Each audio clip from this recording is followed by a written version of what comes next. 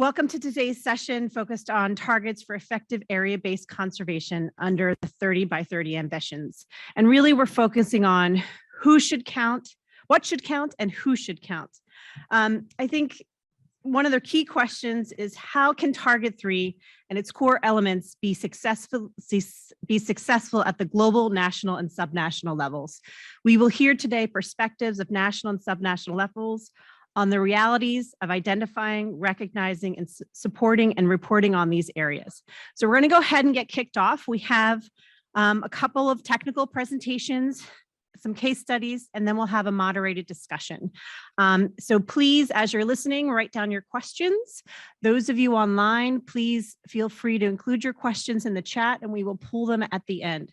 But I'm going to pass the mic to Dr. Stephen Woodley, IUCN World Commission on Protected Areas, and he is going to present on the Who Should Count paper. Stephen? Good morning, everybody, or good noon to everybody, and actually going to talk about the what counts paper. What counts, sorry. And Rashir, if you could put the slides back on, I think you're managing that. I could. Let me just see if it would work this way.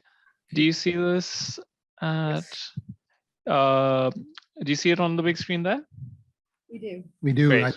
Thank you very much. That's the most elegant. Really appreciate the background support. So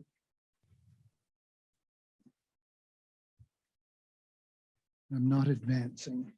No, I can run them from here. That's all right. You All can right, just say if next you slide. go to the next slide.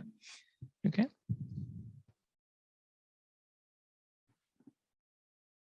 One more slide. Thank you very much. So basically, okay, that'll do. I'm gonna talk about a document that was produced by the IUCN and friends. It was in partnership with UNEP, World Conservation Monitoring Center, and other partners to talk about what counts. But before I do that, I want to just set a bit of the context, and we haven't had much of this context setting at the meeting. We're here because the planet is in deep, deep trouble, and we are in deep, deep trouble. We know this from IPBES, we know this from the Global Outlook Report, and we know this from documents like the World Scientist Warning to Humanity. So what we're talking about in this 30 by 30 initiative, next slide, please, for sure, is really about trying to fix that. And the dominant idea that we have, which is really throughout the global biodiversity framework, is this idea of bending the curve on biodiversity loss. Because with all the downward trends we've got, we're trying to bend this curve and so-called live in harmony with nature by 2050. There we go. So this was actually put up by the chair of the open-ended working group. And it's a diagram that was prepared by a paper that's just out. It's in the information documents, and it's quite complicated, but it actually shows the relationships between all the targets and the drivers and the goals that we've got on goal. And this is specifically on goal A, on protecting biodiversity. So under target 3, we're talking about 30 by 30. There's a whole lot more to it than that, but you can see that it contributes to the ecosystem, the species, and the genetic goal, but so does many other things. So when we're talking about 30% protected and conserved areas, it's important to keep in mind that's not the entire solution. We need to implement all 21 of these targets as the solution in an integrated kind of way. Some people say 30 by 30 has gotten too much oxygen, and because of that, parties are interested in piling as much as they can into that 30 by 30 goal, which when they should be focused on having equivalent amount of energy on the other 20 goals. So where's the 30% come from, and is there any science basis to this? This is a review paper done by the World Commission on Protected Areas. We looked at all the papers which looked at big conservation numbers and said, where do they come from? There's 3 approaches to setting these targets. One's using species area curves, and Ed Wilson used that in his book Half Earth. The other's looking at minimum ecosystem sizes to avoid regime shift. And the classic example of that is in the Amazon, where there's very good evidence that say that if we lose more than 20% of the forest cover in the Amazon, we will see a regime shift, whereby the rainfall patterns change and it goes from a forest to a savanna ecosystem. Rather frightening, but that's another way to think about setting these targets. And the third is systematic conservation planning, which is used most commonly, and that's what I'm going to illustrate in this next slide. So if we look at the percentage of an area and the amount, the goal that typically, or the values which typically go into systematic conservation planning, everybody thinks we should worry about rare species and ecosystems. That's always part of these papers. Everybody also thinks about geographically restricted species and ecosystems. And as you add these things up, sometimes they overlap, but they tend to be rather additive. People bring in species aggregations like spawning schools of spawning fish or migratory bird areas. We see ideas like representation and population viability brought into this equation, areas for ecological connectivity, wilderness areas, climate change refugia are increasingly considered in the literature, carbon-rich ecosystems. So you can see these tend to be additive. And when you look at the literature, the minimum value set is 30%. And that's why it says at least in goal, in target 3, because there's not a single paper which looks at a set of conservation values and comes up with a number less than 30%. And some of them are extremely high. They get up to 70 or 80%. And this idea of 50% or half Earth is actually well supported by a number of both global and regional studies. So the conclusion of the review was that all these approaches give similar results, big numbers, that the global protection of 30% is a minimum value. And it's interesting that these levels of ambition are supported by the public, and they're also supported by scientists. We did a global survey of scientists and in 3 different languages, and overwhelming support for these large numbers. But the most important thing is it's not about the number, it's about quality. And that came out of all this stuff as well. We all know that unless we put these places in our various countries, unless they meet quality and they're actually preserving biodiversity, there's little point in doing it. So I'm going to spend the next bit of the time on quality here. This is from the green list of protected and conserved areas. And really the quality elements are good governance, now called equitable governance in target 3, in the new draft language in target 3, effective management, and sound design and planning. So all these together are necessary to contribute to biodiversity outcomes, to halt biodiversity loss.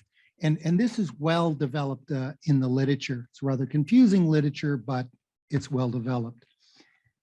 So this is the What Counts paper, and it's kind of one-stop shopping to all the various documents and guidance documents. It's available in 4 languages online.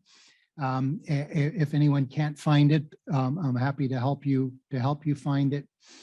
But it really calls for speaking a common language. And I think this is really important in this convention. But it also spends most of its time talking about quality and pointing to the various documents that talk about quality.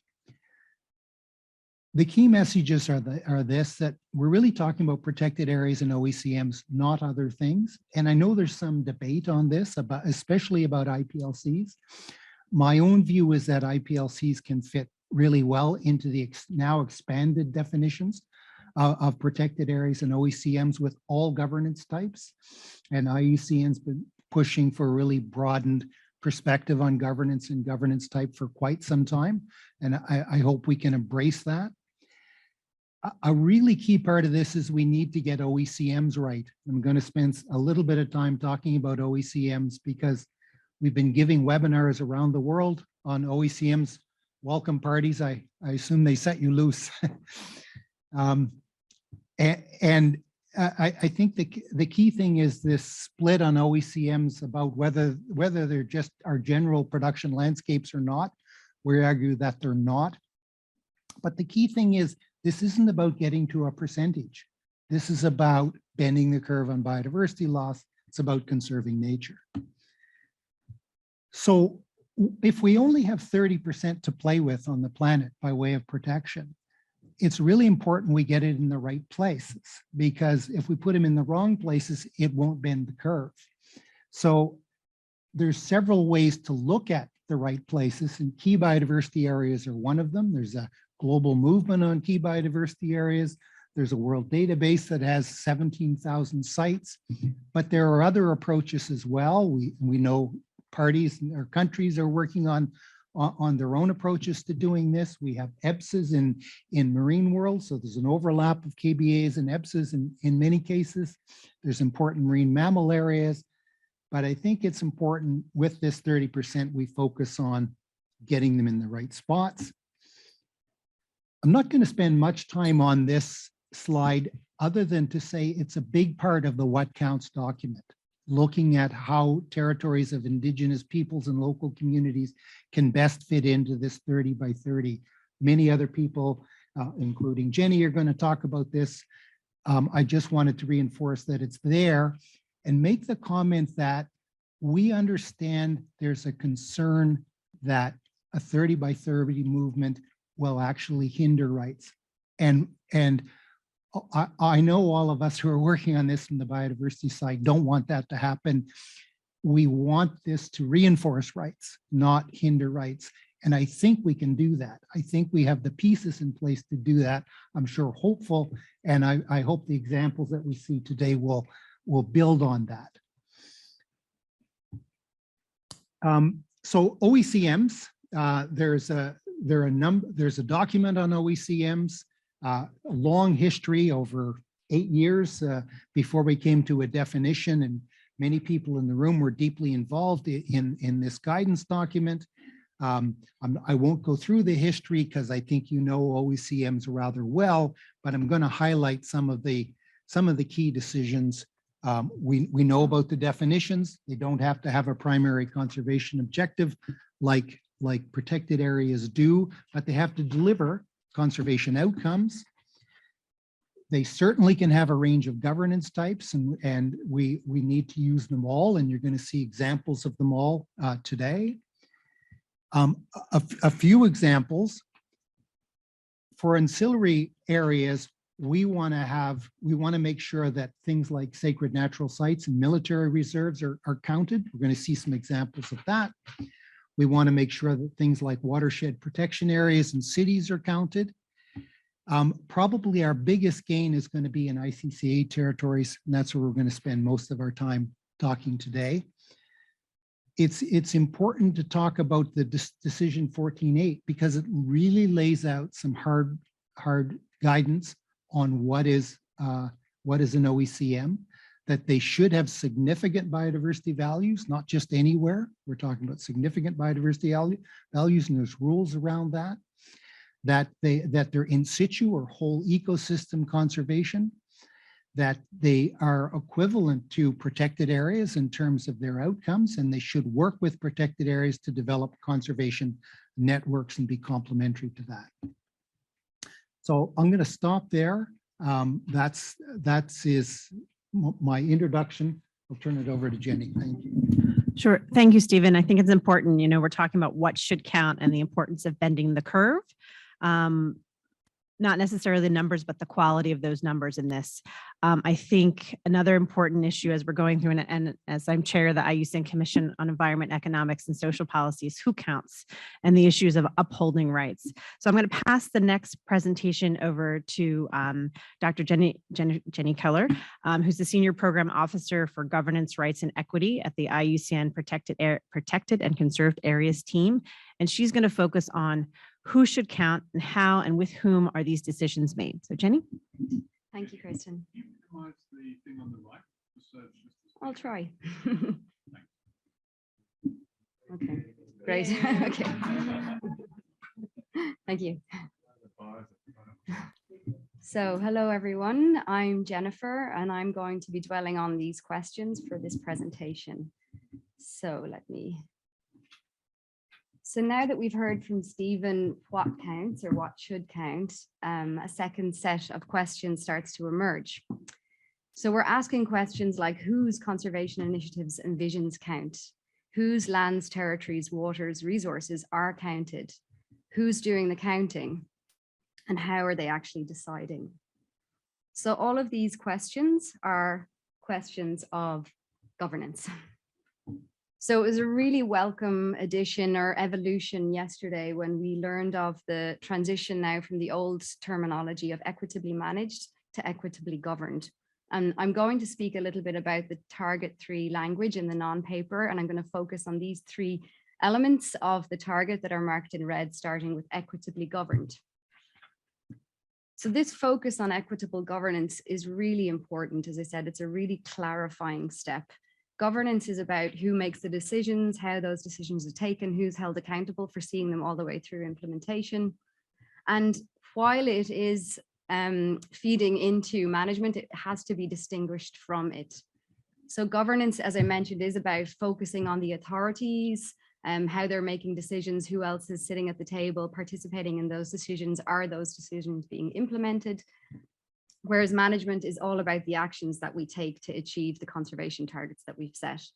So thinking about equity, thinking about effective governance or effective equitable governance is a little bit different from effective management and equitable management. So I think it's important to distinguish those two. So this new language, as I said, is very welcome. So zooming back out to our target, our draft 30% target, and Stephen mentioned already the emphasis on quality.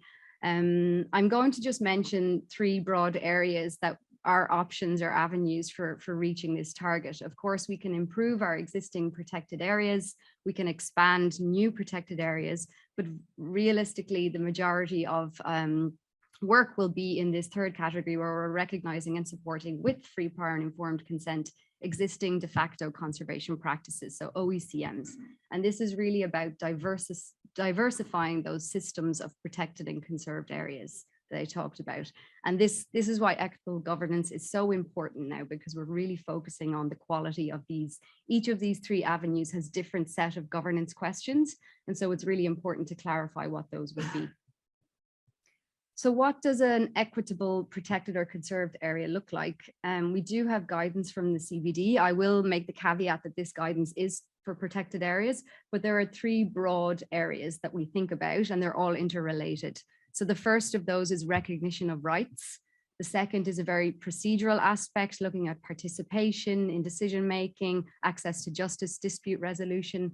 And the third is all about the sharing of costs, so social costs and benefits. So these 3 broad avenues, as I mentioned, are in the decision 14.8 from CBD and guide our work in protected areas. And it really points to the fact that all of these aspects are very much determined by governance.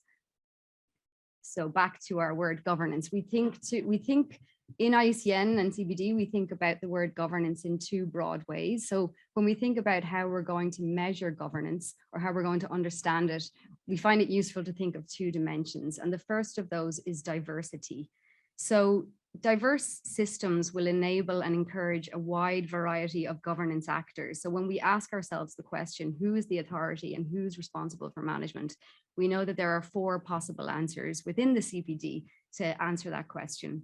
So of course, type A is the conventional government-led protected and conserved areas. Type 2 is shared governance, sometimes referred to as joint management. The third kind is when we have private land ownership by certain landowners. It can be NGOs. We've seen universities in South Africa.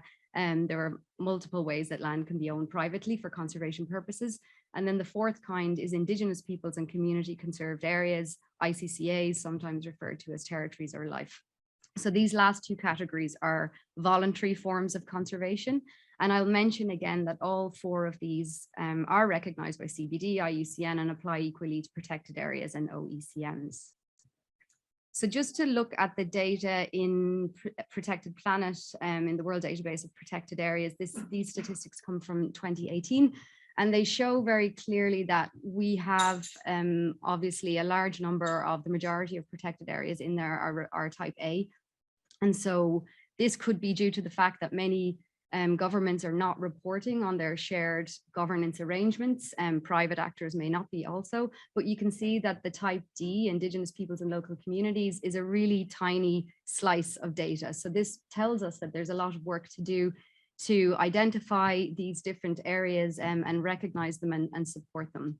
And then we also see a real major regional differences across the governance types across different regions. So for example, here in Europe, we have 1% of shared governance areas, whereas in West Asia, we have about 10%. So we have to bear in mind that regions are highly contextual, and this diversity is quite apparent in the database.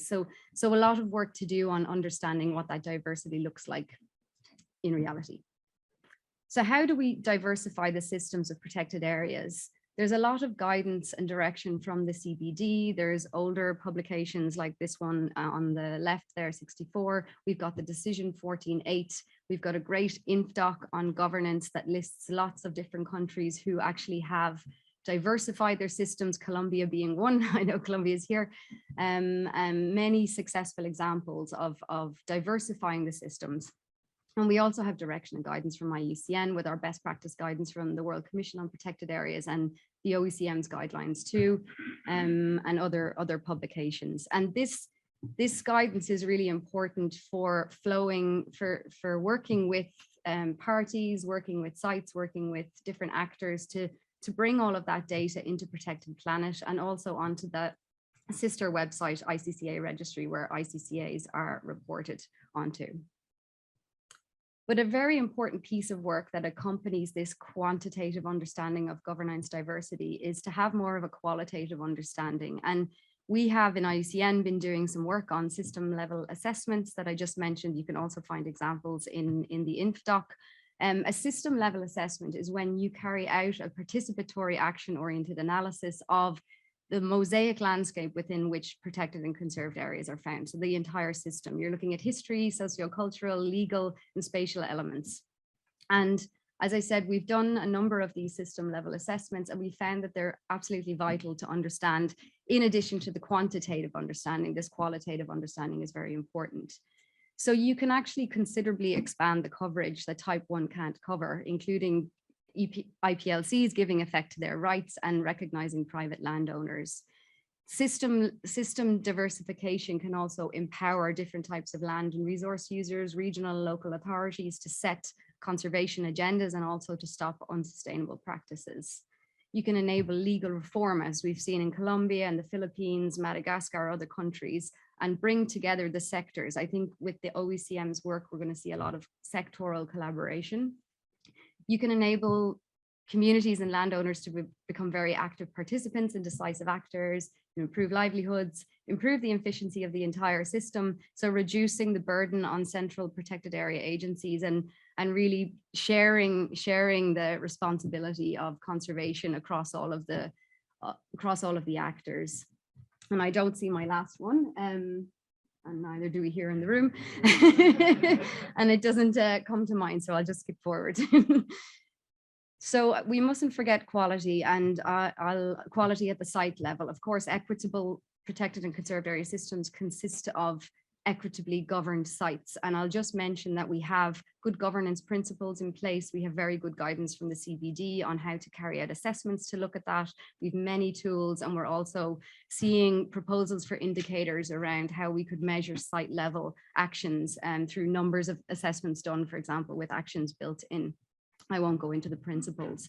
But I'll just move now to 3 programs that we have at the global level that can really foster this work and really work with parties to take the system level and the site level work forward. The green list, of course, Stephen already mentioned it. I won't go through all of the components except to say that it's a really great way to look holistically at equitable governance and also effective management, and understand how both of those aspects lead to conservation outcomes.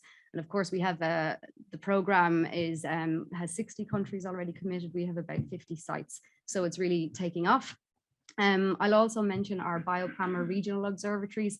So these are 3 regional observatories that we have based in Africa, Caribbean, and Pacific, where we're gathering all of this data that we have from the different types of assessments and the quantitative data too, and we're flowing it into these observatories in order to inform decision making. We also have data around tools, and we have small grants programs, and we're also understanding how all of this flows directly into policy. We have capacity building initiatives, and I'll just also plug this very new publication from our Panorama program, where we're very busy gathering lots of solutions around protected and conserved areas, where we can see what equitably governed, well-governed and effectively managed sites look like. So we're really trying to understand these areas, share the examples, have peer-to-peer exchange around them.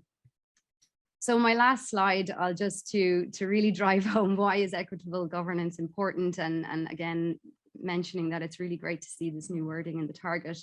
It's really going to help us guide this question of who counts and how and with whom. It will help us, and I've put in the different targets that this can touch on. It'll help us to improve coverage. It'll help us to encourage reporting to the national and global levels in the right way. It'll help us to determine appropriateness and equity of all of the decisions. And it does in itself lead directly to effectiveness and efficiency of conservation. We can make sure the protected areas and conserved areas are well integrated into those broader mosaic landscapes and seascapes and society. And it will also help us with ongoing challenges. So I think with that, I'll leave it there and pass it over to Kristen. Thank you. Great. Thanks, Jenny. So now we've got what counts. We've talked about who counts.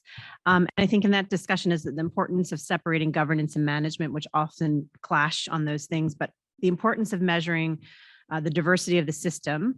I also want to highlight of looking at the tool of the more holistic approach on system level assessments, where you can look at the interaction of those actors. So I want to invite Joji Carnino to come up as our last speaker in this segment to really look at the issues of Indigenous peoples, local communities, and area-based targets. And Joji is with the Forest Peoples Program and with the International Indigenous Forum on Biodiversity. So Joji, the floor is yours, or the virtual floor, both floors are yours.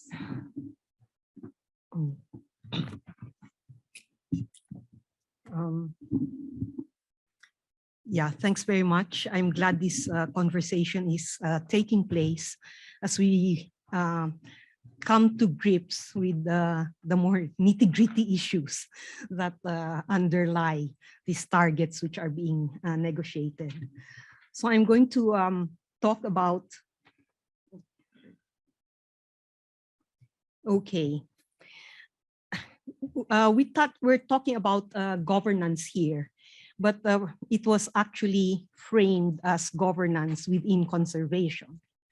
But really, if we're talking about governance and diversity of governance in a broader sense, there is actually governance which is not just about conservation, which is governance about territory, governance about knowledge, and governance about relationships, right? And when we talk about what and who, an issue about governance is who is framing what and who.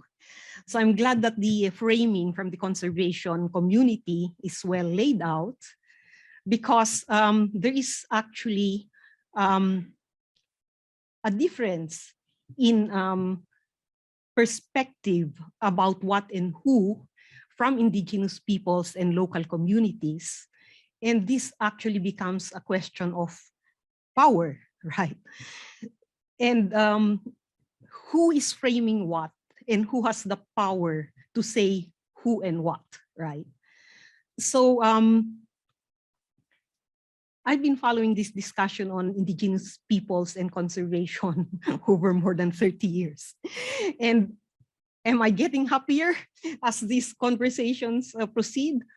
But actually, I'm feeling a little bit distressed because now the new framing is indeed indigenous territories as OECMs or as area-based measures to serve the conservation goal, which we very much share, but which we do not necessarily share in both in governance, in management, and this broader issue of who and what. So I think it's necessary to say that first, because if we are going to partner with indigenous peoples and communities, the point of view of these territories being customarily owned, occupied, and otherwise used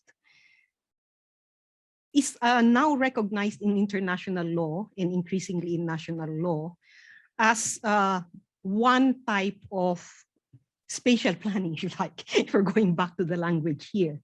But currently, that is not actually recognized sufficiently, that if we continue to define all of this in terms of conservation, we will actually be coming into a dissonance between worldviews and governance, right? So from our point of view, indigenous peoples and communities should be empowered to advance recognition of our collective lands and territories on our own terms and through self-determined systems. Of course, we're very pragmatic at the same time because we've had to live through colonialism, state domination, which is why we're also always looking for opportunities in which this advancement can happen, right? So actually, governments and conservation organizations have obligations to engage in consultative processes, including free prior informed consent processes, which is well acknowledged, on all matters affecting our rights to lands, territories, and resources. And this includes the establishment of protected areas and OECMs. So now let's go to look at the OECMs more directly, right? So OECMs have only been recently defined through the COP and through other processes. And their implications for indigenous peoples and communities remain to be seen, right? OECMs definitely have potential value to indigenous peoples and local communities, where this designation would advance or extend the recognition of rights to lands, waters, and territories, and where such an identification could ensure more support for existing rights and governance systems and actual priority needs identified by the communities, right? But clearly, they also pose potential challenges. The designation is likely to have probably limited utility, where national jurisdictions continue to deny the rights of indigenous peoples and local communities. And it could create risks for further discrimination, where governments or private actors identify OECMs, and I've heard many governments identifying them, in conflict with existing indigenous governance systems, and where states do not allow the identification of community or indigenous conservation under national OECM policies. Because this is in effect an enlargement of the conservation estate. And I know very well that in the Philippines, new regulations and rules are being put in place for whatever expansion of conservation will take place. Sometimes it actually goes into a law that's discussed by our legislative body. And whilst the Philippines has a strong law on indigenous people's rights, including FPIC, they now provide that a member of the community whose land will be covered by a protected area or other types of conservation becomes one member of a protected area bureau with all sorts of other agencies, where definitely the governance and management has been completely transformed, and where now our territory is subject to conservation rules, right? So I think we need to be seriously addressing these types of issues when we discuss this, whilst welcoming indeed opportunities to be working more closely together, right? Finally, to close, we referenced earlier, thanks to Steve, the scientists' warning on the loss of biodiversity. Actually, there's a second scientist's warning paper that has come out, and it is warning really about the loss of indigenous and local knowledge. Because if this knowledge, which is connected with the so-called effective biodiversity conservation, is undermined, disrespected, or lost, then this connection between nature and people is broken. And that relational value, which is what we want to see in the post-2020 GBF, will not be realized and will actually be chipped away. So thanks very much for listening.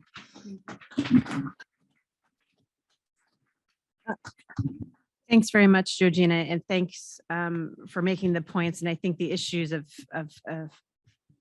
who counts and for what counts and for whom. Sorry, I'm getting tongue-tied on that language, is from whose perspective. And I think that's an important issue you raise in this discussion, and based on the discussions we have here and the power dynamics around them. I also think the issues that you raise in terms of the point of view and the opportunities and risks that come with OECMs, and that dialogue and discussion needs to continue to become more profound. I'm going to switch over again to, we have some case studies, and we have, so we're going to take this sort of high level discussion and we're going to go down into some further. Thank you, Joji. We'll come back on the moderation. We have a very small table here, so we need to keep it moving along. I want to invite Juliana Echeverri, who is joining us online from Colombia, and she'll talk about some of the experience of OECMs in Colombia. Yes, okay, excellent. Well, good day to everyone. Thank you for the invitation, and thank you for being here with us. My name is Juliana Echeverri. I work for GIZ Colombia, and today I will be presenting some of the results achieved through the project applying OECM criteria to the Colombian context, and on a specific case, Andaki Municipal Natural Park. This project was implemented by group of different institutions, Resnatur, Humboldt Institute, Fundación Natura, and the local protected areas regional project implemented by GIZ, ICLE, and IUC in South America. It was supported by the Colombian Small Grants Program, and we had the opportunity to do this project from 2019 until the end of last year to 2021. Let me go to the next slide. We have been applying OECM criteria to 28 potential areas. We adapted a methodology and applied it with different stakeholders related to these areas. As you can see here in this slide, we did it with like in different regions of Colombia. And I want to share, let me go to the next slide. In Colombia, local governments are not able to declare protected areas. However, local governments carry out many conservation measures. This is the case of the Andaki Municipal Natural Park. It's in the municipality of Belén de los Andaquíes, located in the Colombian Amazon region, and it covers an area of 26.7 square kilometers. And regarding criterion A, the area is not currently recognized as a protected area, as I was saying, and also it does not overlap with a protected area. We checked this with the national database of Colombian protected areas. And regarding criterion B, we just talked about governance. The creation of this park or this area has been an initiative of civil society led by a foundation, Tierra Viva, and it has been supported by the municipal government of Belén de los Andaquíes. The administration of the area has been developed through public-private agreements, so it's governance type B. The national park, the natural park, sorry, belongs to the municipality of Belén de los Andaquíes, and they had a recognition from municipal agreement in 2009, having a long term in time. Let me go to the next slide. Okay, regarding criteria C, the Andaki Park protects genetic resources, watersheds, in situ biodiversity, and the structure of the landscapes. It helps preventing the expansion of extensive livestock systems and other drivers of change. And it contributes to climate change, adaptation, and mitigation. This natural municipal park constitutes an important space with land use planning, and together with other national and regional protected areas, improves connectivity. Let me go to the next. You can see some pictures here, some species. Regarding the criteria, the D, it conserves different ecosystem services, and it also conserves archaeological remains of the Andaki path. It's a path of historical relevance for the territory, and they have a management plan, but they are updating this document, this management plan. Also, with all this process we did with the park, it also with the area, it has been reported to the WCMC, the World Database, in November last year, 2021, and we also applied the site level assessment of governance and equity methodology to this area, and we consider, as just Jennifer was mentioning, that this could be a great tool to assess OECM governance and equity. It has been very interesting, this exercise. And some of the some messages we want to share for local governments. OECM framework allows to recognize other forms of conservation and governance in Colombia, in the case of Colombia. Capacity building is needed to apply the OECM criteria. I think we all know that. Resources are needed to strengthen OECMs already identified and to monitor their positive outcomes. And local governments see, in the case of Colombia, OECMs as an opportunity to recognize and their contribution to biodiversity conservation.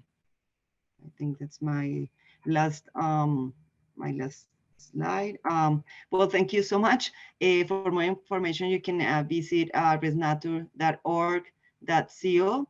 And we also had an article about the site level assessment in the Parks Journal. Thank you so much.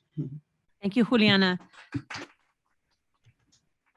And I think it's important that you highlight, in terms of local government context, the other forms, the need for capacity building around these areas, and the resources needed, and the ability to show how municipalities and their contribution. I want to now turn to Dina Kator, who's with Environment and Climate Change Canada, who's going to share the experiences from the Canadian perspective. I think we're getting your slides up right now. Hello, everyone. Thank you very much. As mentioned, I am there we go. I am from the Canadian Wildlife Service and Environment and Climate Change Canada, and I am just going to show a couple of slides in addition to those that we've seen before to give an impression of different kinds of innovative OECMs that exist, in particular in Canada. So this first slide is an Canadian Forces Base Shiloh in the province of Manitoba. It was recently recognized by the IUCN World Commission on Protected Areas as the first military base OECM, given its ability to conserve biodiversity and the environment. So some of the areas in Shiloh are intensively used, and because of the potential of those areas to threaten biodiversity, the OECM recognition applies only to a portion of the military base. The intensive areas have been excluded from the OECM. The sections of the base that are included in the OECM have either military activities that mimic historic disturbance regimes, such as buffalo use and wildfire. So they support rare disturbance adapted species, or they remain relatively undisturbed. And this is in keeping, of course, with the accepted definition of OECMs that biodiversity outcomes should be positive. So the site is expected to be recognized as an OECM in the long term. And next slide. Perfect. So another example in Canada, and I should say again, this is just a snapshot. We're showing two examples. There are many different kinds of OECMs being developed in Canada and the marine environment as well. But in this particular case, another example to highlight is in conservation zones in Canada identified by land use planning. So this is an example of the Satu, Gwich'in, and Clicquot land use plans in the Northwest Territories. And in this case, conservation zones are being established to protect key mating, nesting, and spawning sites. So these sites could be designated as protected areas, but because land use management is a complex process in Canada, as in many countries, involving agreements between the territorial government, Indigenous communities, and others, the recognition as OECM instead provides an opportunity for a bit more flexibility in terms of, for example, sustainable hunting and tourism activities, while ensuring positive biodiversity outcomes. So mining, oil and gas exploration, and forestry, for example, is prohibited. And last slide. So yeah, this is just a couple of examples that show we feel in Canada how it is possible to be able to achieve positive biodiversity outcomes and benefits from OECMs as a feasible model for achieving ambitious conservation targets. Thank you.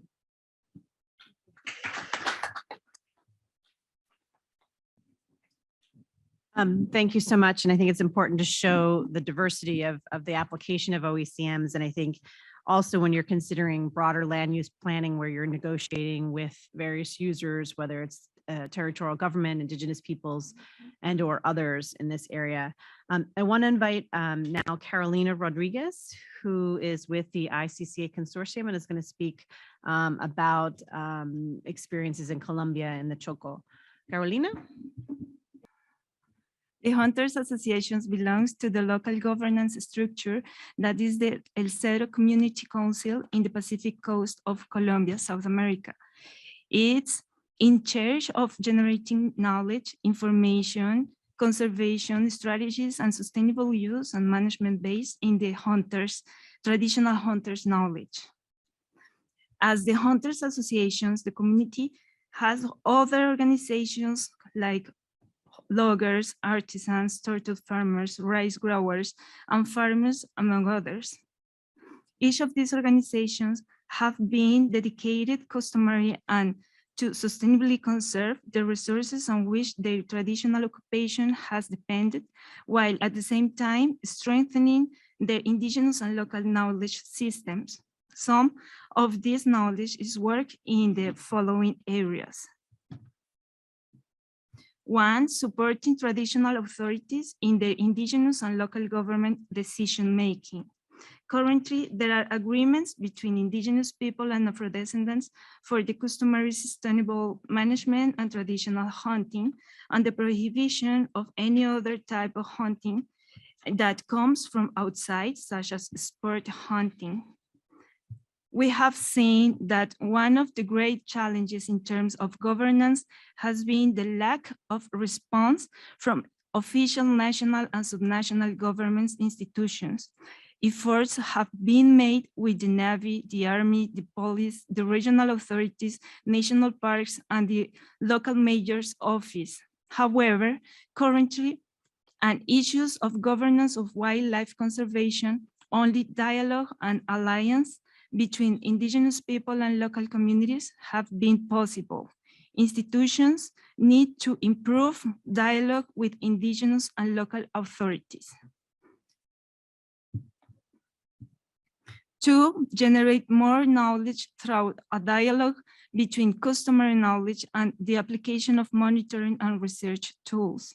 The hunters, through their research team, have been producing different analyses through dialogue between indigenous and local community knowledge systems, indigenous and local knowledge systems, and the monitoring of wildlife of food and biocultural importance. Thus, a second major challenge is in strengthening their indigenous and local knowledge systems around the status of local species is to generate relevant information regarding the community's local wildlife conservation needs to pass on the results of this dialogue to our future generations, local governments, neighbors, families, and friends. Tourism, academic research, the competitive markets, and biological resource extraction lead to a continuous erosion of and needs for research data and permanent dialogue with local communities. Thus, this challenge is related to improving the technological, and financial conditions for further research on the status of bioculturally important species and traditional, indigenous, and local knowledge systems for sustainable use and management. 3, strengthening education based on hunters' knowledge and resource results. The hunters are working on the implementation of the wildlife education program based in local knowledge with the school and the Wildlife Research and Community Education Center. A third challenge is to strengthen the bonds of knowledge transmission through critical thinking. This is possible through these indigenous and local knowledge systems dialogue with permanent application in the territory. The implementation of this program and the center are fundamental to support the strengthening of knowledge transmission. For improving the indigenous and local economy through the application of knowledge and the enterprise creativity of the communities, the hunters apply environmental tourism strategies based in community scientific guides and community wildlife refuges, and diversify sustainable production systems in dialogue with the fruits of the forest. A fourth challenge in the strengthened local economies based in the indigenous and local dynamics to improve the quality of life and continue to sustainable and customary use of nature. In summary, the role of hunters is to seek the articulation of basic areas of activity for the communities, governance, knowledge, education, economy, creativity in order to achieve the implementation of the holistic approach in the territory of life. We are part of the Colombian National Network of Territories Conserved by Indigenous and Local People, which support us in strengthening strategies for biodiversity conservation in our territories and beyond. In terms of capacity building, we need to reactivate human values towards our environment in an integral way. Is it not possible to advance in transformative changes without a holistic, integral view that interviews all the links that exist in the territory? The poverty of the actions and responses of the institutions in the territory is deeply worrying. The technical and human incapacity of local officials to dialogue and address immediate needs.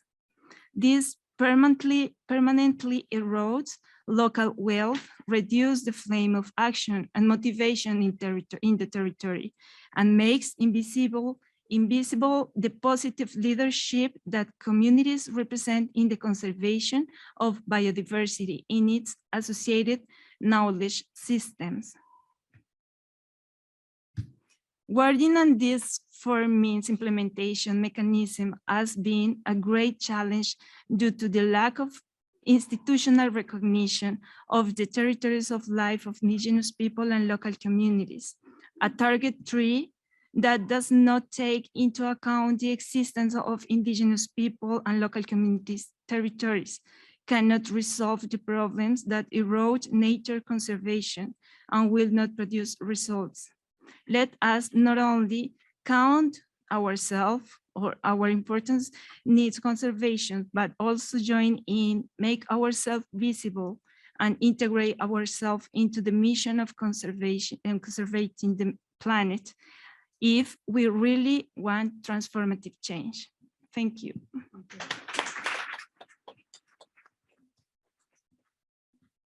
Gracias, Carolina. Thank you, Carolina. And thanks for sharing the case study on the Asociación de Cazadores de Valle de Chocó. And I think you brought to light exactly some of the issues that Joji was highlighting as part of this issues in terms of OCMs. And I think you also brought to light the discussion of the need for dialogue and that bridging across various stakeholders on these issues, but also that support internally for that recognition. I'm going to transition now. We've had a lot of heavy presentation, and we really want to be able to have a discussion. So we're going to transition now to a moderated discussion, but I would like to invite Jessica Caraval from Colombia as well to kick off that with some additional examples and also some reflections from what has been discussed today. And I'm going to get up and be a game show host, I think, for a minute.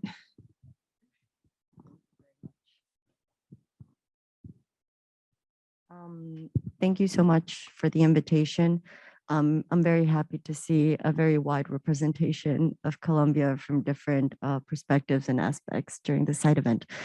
For us, Glasgow marked an important stepping stone where we confirmed our commitment to the 30 by 30 target, and our intention more than anything is for, by the end of 22, have marine and continental, our target for to be completed. And we're doing this by means of two specific strategies. When it comes to marine, we want to, just like Jennifer mentioned, there's different ways to do this. So in the marine aspect, we want to increase two areas that have already been protected and delimited, and the creation of a few new ones. So we want to widen the Malpelo and Yurupari marine areas and create two new ones, one in the Caribbean and one in the Pacific. And these efforts are going to add up to more than 16 million hectares. So we're very excited about this new effort. Additionally, during Glasgow, the presidents of Costa Rica, Panama, Ecuador, and Colombia sat down, and in the framework of the Pacific Marine Corridor, made an agreement or subscribed an agreement so that this corridor can evolve to become the world's biggest marine reserve of biosphere, which would be just a huge undertaking, but exactly what we're looking for and what we need. When we talk about OECMs particularly, their implementation in Colombia has been a bit slow to commence, but we're prioritizing these OECMs in recent years. And thanks to the Jeff A. Small Donations Program and to other NGOs, we were able to develop a methodological guide to be able to report on OECMs from a national level, taking into account everything that's stipulated in the CBD. And this guide was launched in July of last year of 2021. And taking that into account, also our policy on protected areas was updated and revised in September of last year. And for the first time, it included the OECMs as a strategic tool for conservation. So that's also a big step in the right direction. And what we're trying to do is board OECMs in two perspectives, the national and the subnational perspective. So on a national level, we're prioritizing 8 OECMs. 3 of them are marine coastal and 5 of them are continental. And each one of them has at least 100,000 hectares in size. In addition to that, on a subnational level, we are inviting local authorities and communities to be able to report on smaller scale, but equally significant OECMs. We do already have a format, let's say, to be able to report on these OECMs. And there's a procedure that has been put into place with the help of experts that help us to verify that all the requisites and are there before we report them to the convention. So we are very excited to be taking these steps, even though we started a little bit late. But we are definitely going in the right direction, and we're just very, very aware of what's coming out of these meetings and how that's also going to have a big impact in how we continue to prioritize these areas and have a coordinated and articulate dialogue on a country level. Thank you. Great, thank you. And it's very exciting to hear how Colombia is picking up the pace. I want to actually go to our online community here, and I'm going to ask Jenny to choose 1 or 2 questions for the group that we can put out here.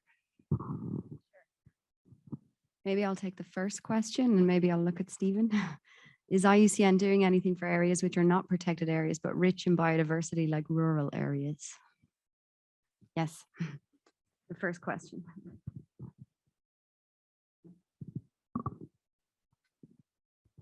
I think that there's lots of scope, not just for IUCN, but within this convention to talk about other areas. As I mentioned at the start, we're talking about 21 targets. Implemented 21. We can't hear you online. Do you have a microphone, sir?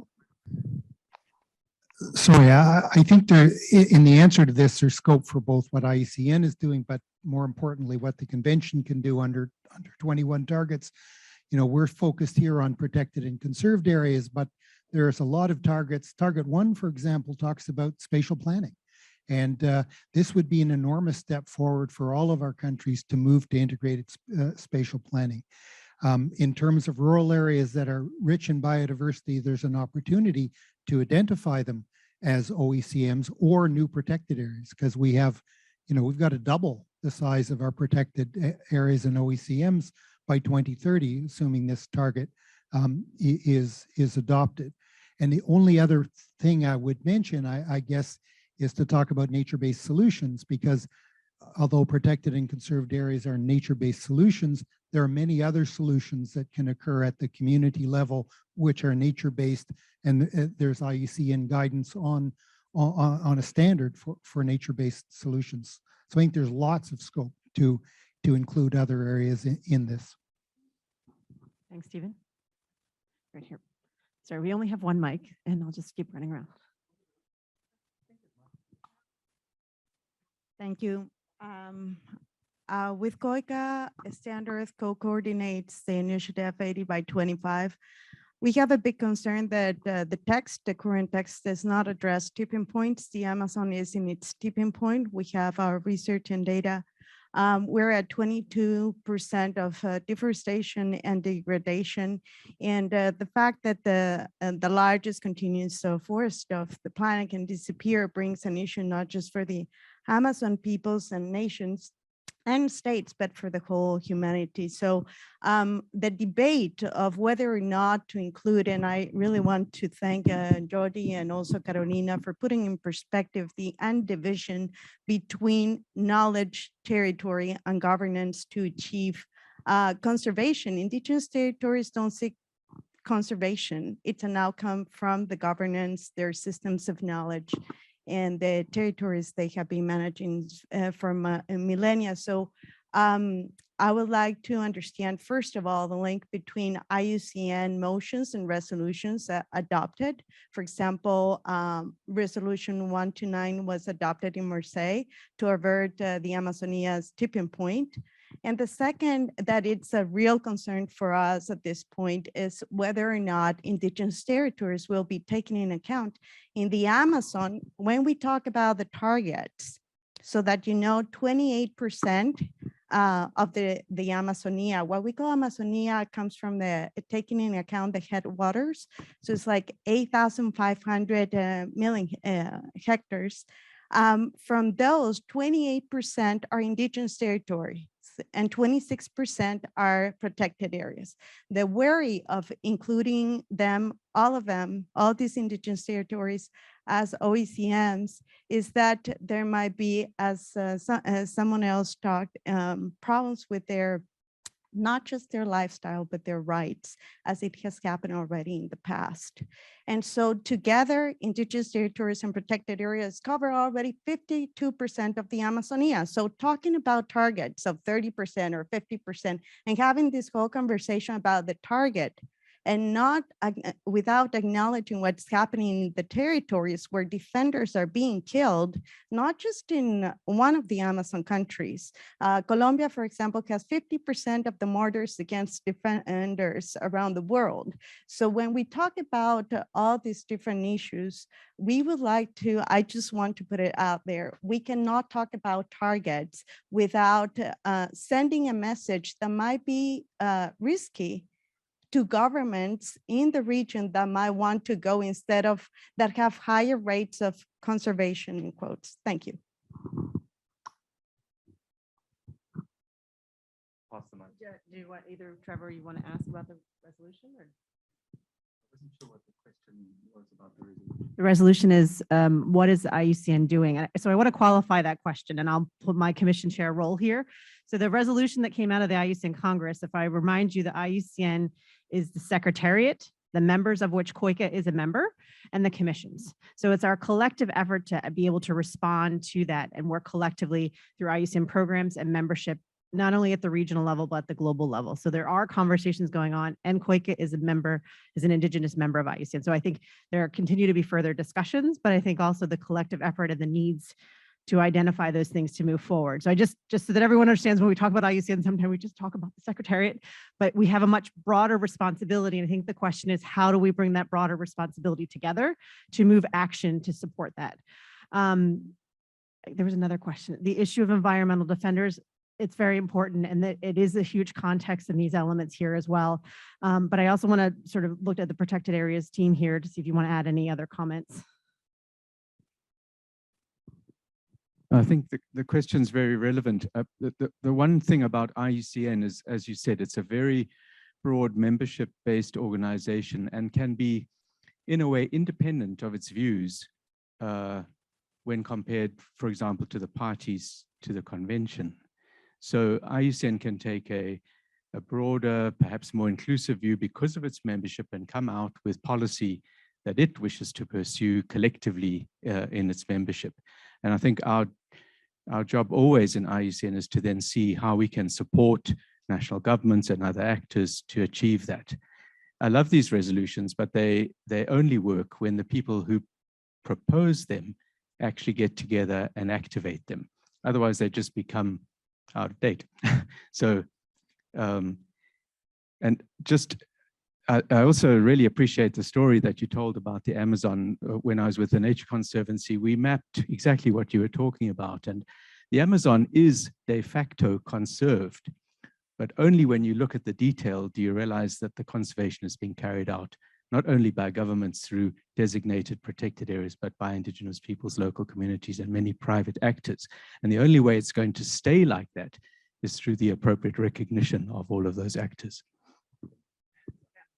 I'm going to go back to online. He was just going to move the mic, but we'd like to go back online. Maybe we'll take this question for Joji. So it's this question here on how can national policies and laws help Indigenous peoples around protected areas when they feel that their essential needs of well-being depends on their rights and lands and resources? A tricky question. Thank you. I think we need laws and policies that are both recognizing human rights and recognizing this need for conservation. So in the Philippines, we have the Indigenous Peoples' Rights Act that recognizes ancestral domain and requiring free, prior, informed consent.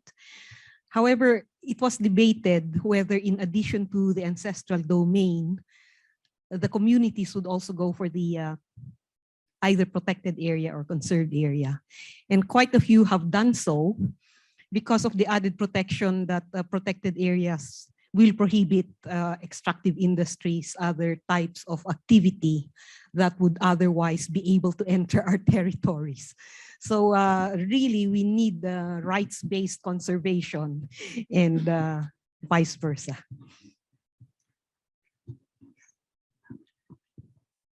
Any other questions? Comments?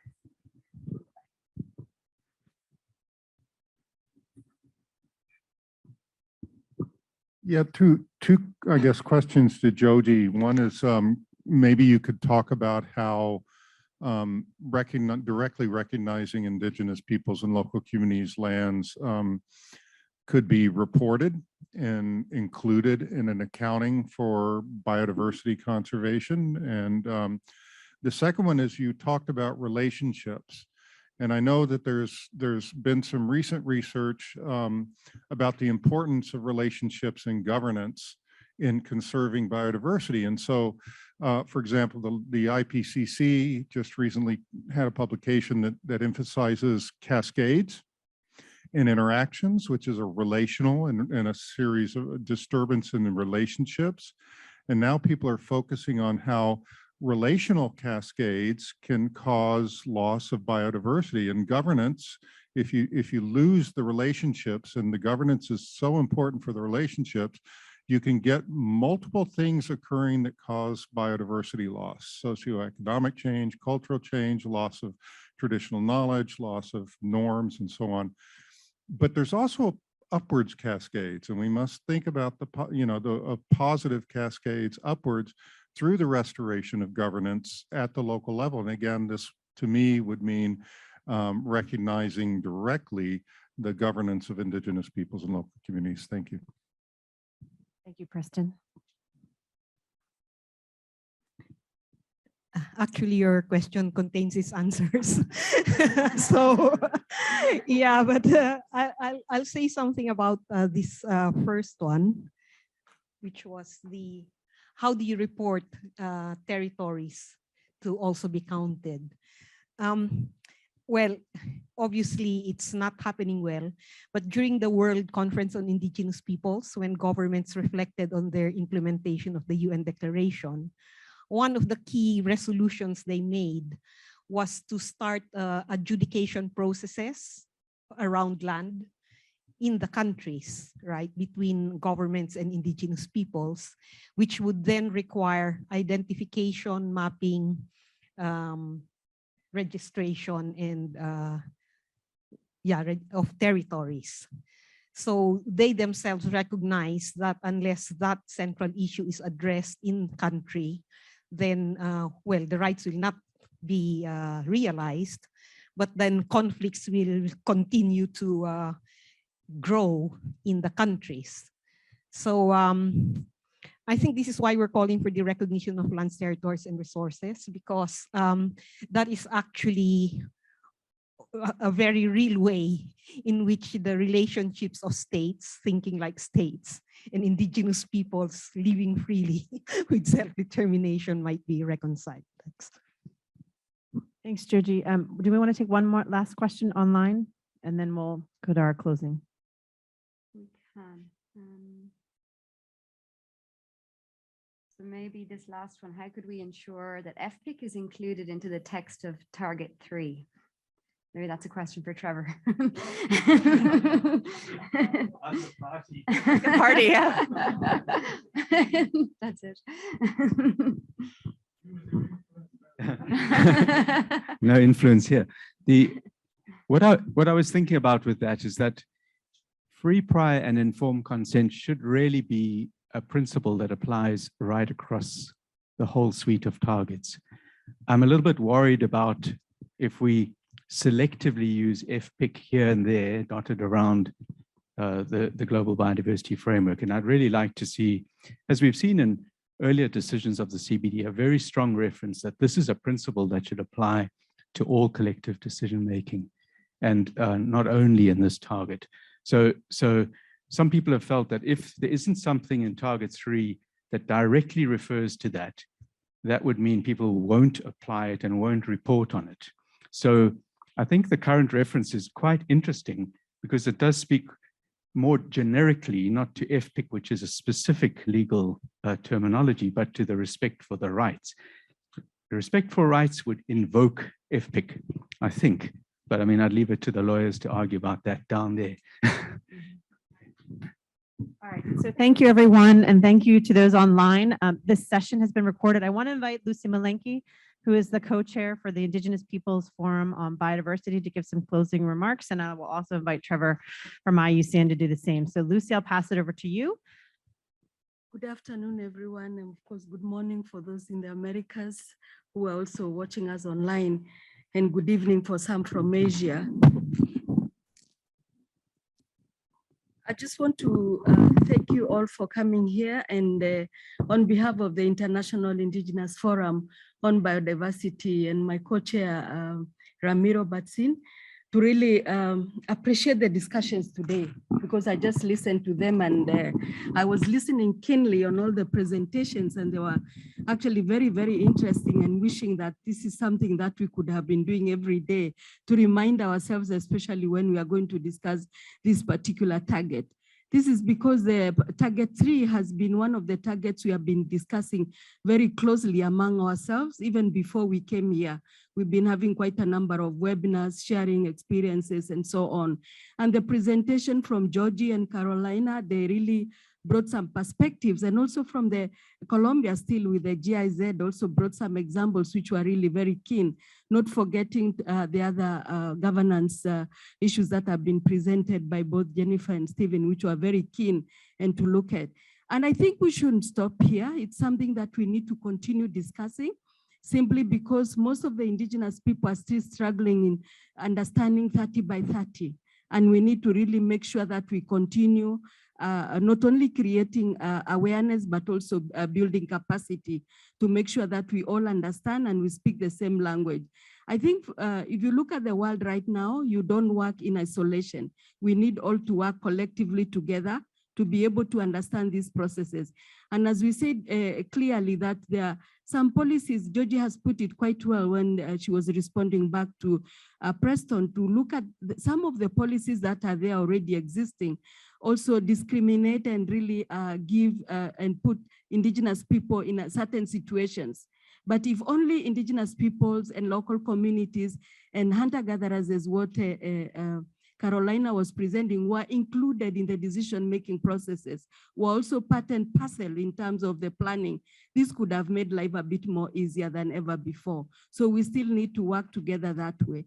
And I just want to thank everyone for organizing this, and IUCN, and we want to say that as indigenous people, we really look forward working together and having more of these discussions so that we can even understand better and people can be able to contribute and be stronger in making sure that the implementation of the post-2020 biodiversity framework is going to succeed, because we'll be all holding each other's hand and working together. Thank you.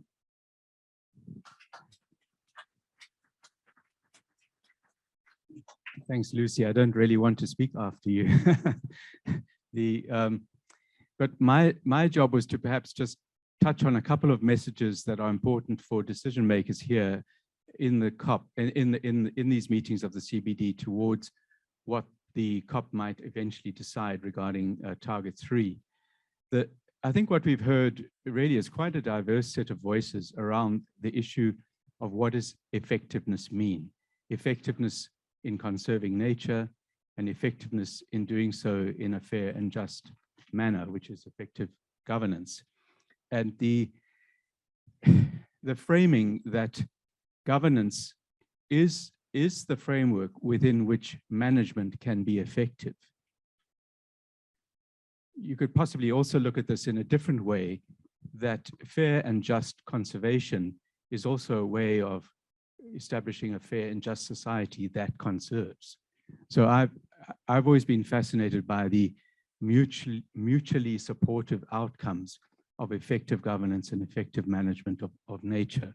We need both of those things, and we don't need them to have precedence over one another. Without each area, we won't be successful. So, you know, when we talk about governance, we're talking about this whole issue of inclusiveness, the involvement of all the relevant authorities, rights holders and stakeholders, whether they're private actors or Indigenous peoples or local communities.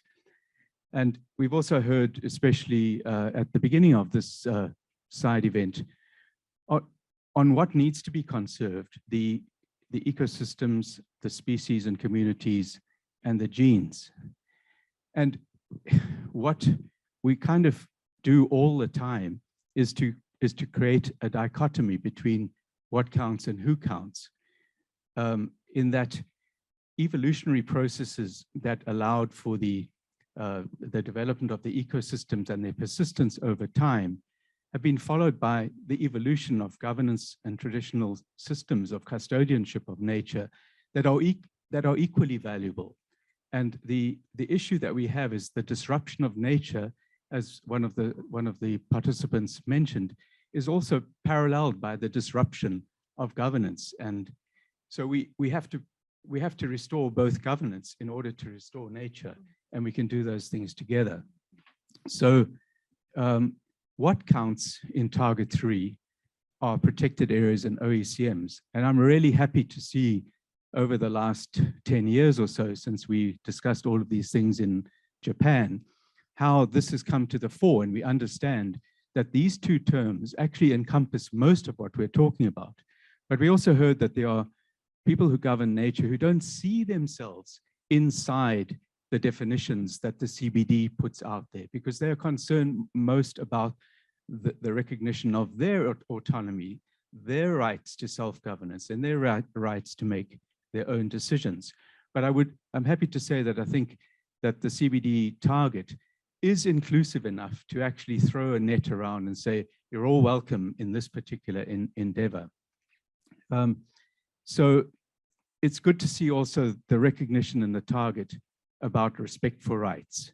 So instead of having a polarized debate, I would say we have one of the most interesting formulations of the target before us now, and will be discussed this afternoon, where we've separated equitable governance from effectiveness of management.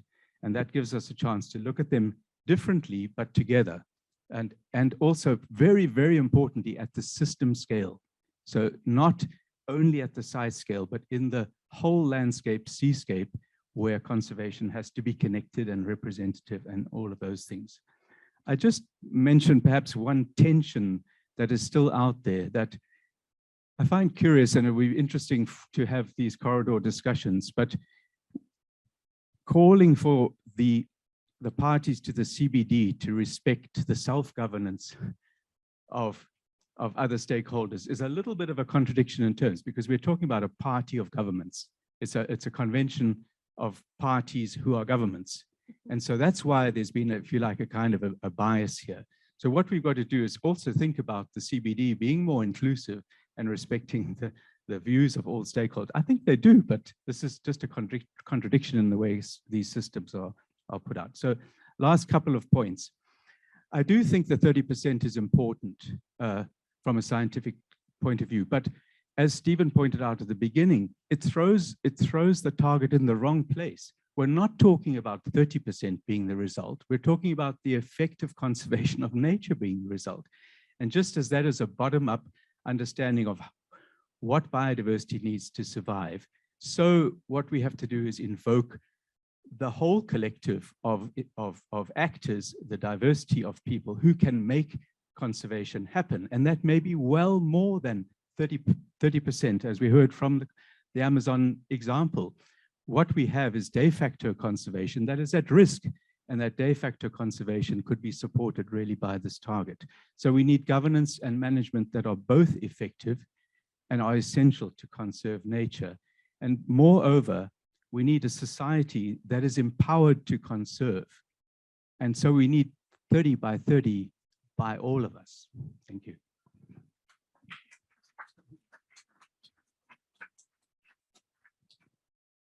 Thank you, Trevor and Lucy, for that wrap up. Just want to remind you this is recorded. And I also want to highlight that, you know, the World Commission on Protected Areas and the International Indigenous Peoples Forum on Biodiversity are going to have some conversations in the coming future about OECMs and really sort of peel back the layers of those discussions. Lastly, I just want to highlight that the International Indigenous Peoples Forum is going to have their press conference at 3 o'clock. Am I correct, Lucy? Right? In what room? The press room. So if you want to join in that and listen, and thank you all for your participation, and thank you for all the collaborators on this. And thank you, Jenny, because you're a lot behind the scenes and everything like that. All right. Thanks, everyone.